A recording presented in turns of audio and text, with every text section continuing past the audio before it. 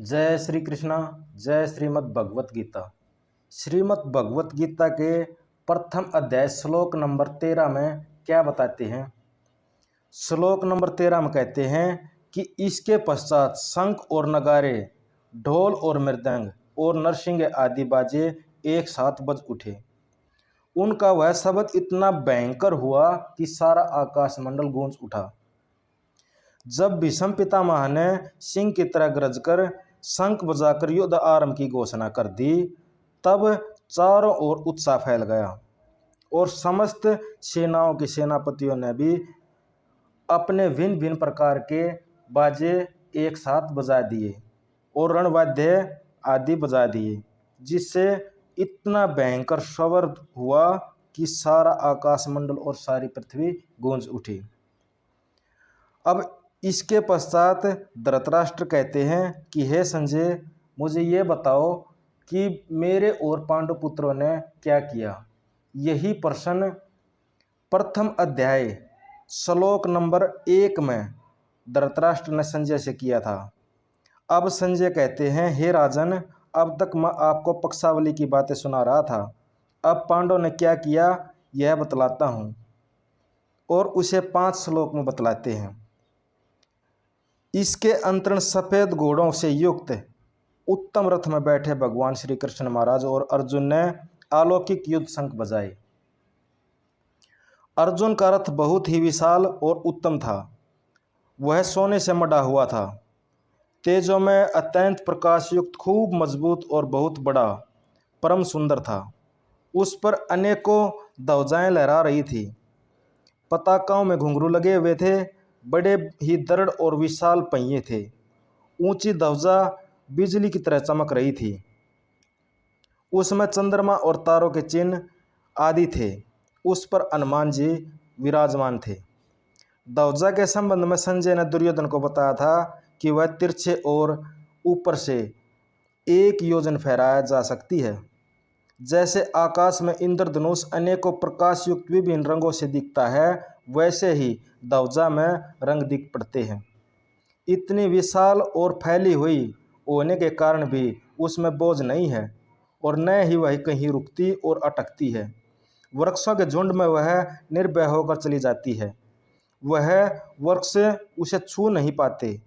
4 बड़े सुंदर घोड़े, सुसज्जित, सुरक्षित और बलवान, तेजी से चलने वाले सफ़ेद दिव्य घोड़े इस रथ में जुटे हुए हैं।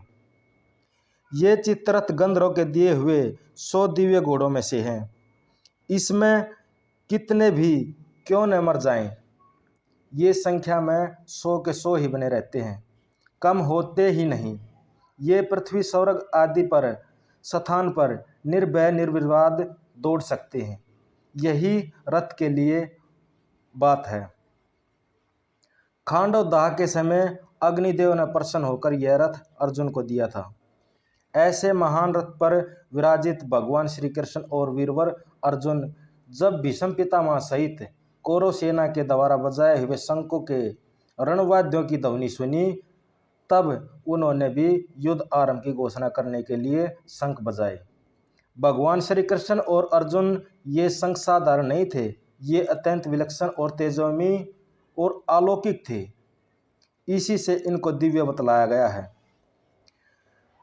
श्री कृष्ण महाराज ने पंचजन्य नामक और अर्जुन देवदत्त नामक भयानक क्रम वाले भीमसेन ने पौंड्र नामक महाशंख बजाया।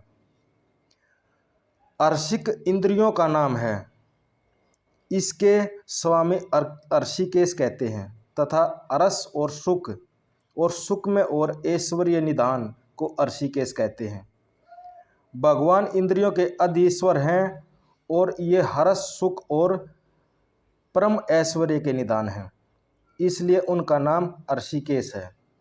पंचजन्य नामक शंख रूपधारी को दैत्य को मारकर भगवान ने उससे शंख स्वीकार किया और उससे शंख का नाम ही पंचजन्य हो गया। अर्जुन धनंजय नाम क्यों पड़ा और उन्हें देवदत्त शंख कहाँ से प्राप्त हुआ? राजसूय युग के समय अर्जुन बहुत ही राजाओं को जीतकर बहुत अपार धन लाए थे। इसके कारण उनका नाम धनंजय हो गया। और देवदत्त नाम का शंख उन्हें निवात कवच आदि दैत्यों को युद्ध करने के समय इंद्रदेव ने दिया था। इस शंख का शब्द इतना भयंकर होता था कि उसे सुनने वाले शत्रुओं की सेना दहल जाती थी। भीमसेन को भीमकर्मा और वरकोदर नाम कैसे मिला?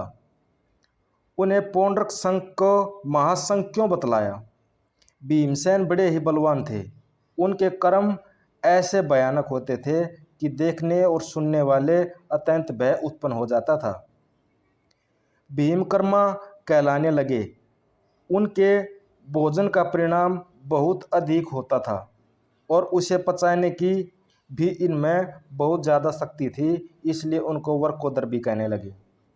इनका शंख बहुत ही बड़े आकार का था और उससे बड़ा भारी शब्द पैदा होता था, इसलिए इनको महाशंख कहा गया है। जय श्री कृष्णा, जय श्रीमद् भगवत गीता।